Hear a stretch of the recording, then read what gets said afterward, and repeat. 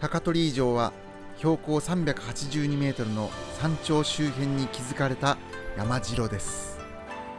1293年頃に河津氏がこの地に築城したことが城の始まりと言われています。やがて筑前守護大内氏に代わり、守護代として入った杉氏の居城となりました。大内氏滅亡後、杉氏は鞍手郡に移ったため、城は一時使用されず、有力国人の一つである秋月氏の手にあったとされています。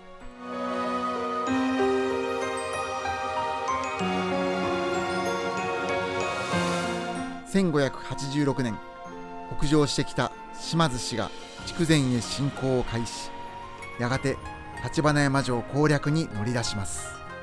橘山城の抑えとするため、星野静種、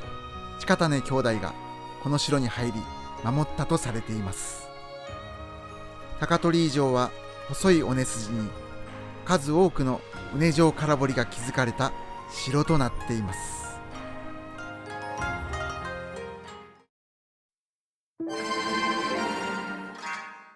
現在はハイキングコースとなっている高取城ですが、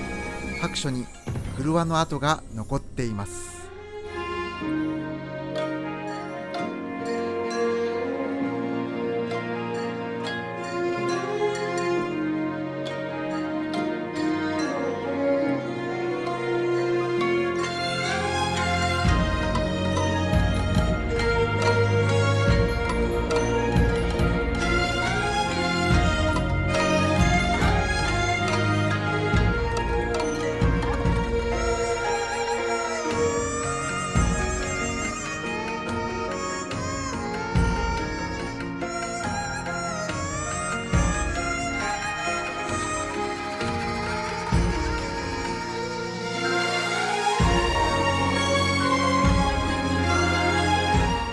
尾根から下った先に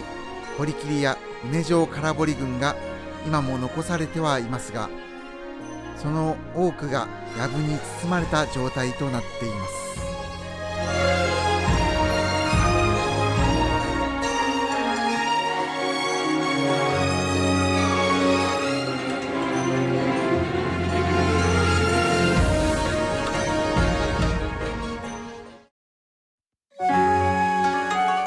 秀吉軍の九州入りを知った島津氏は撤退を開始、橘宗茂はすぐさま攻勢に転じます。やがて高取城は落城、星野兄弟は討ち死にとなりました。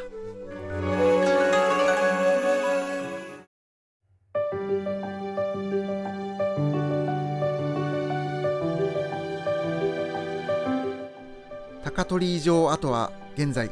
四季の彩りを楽しめ、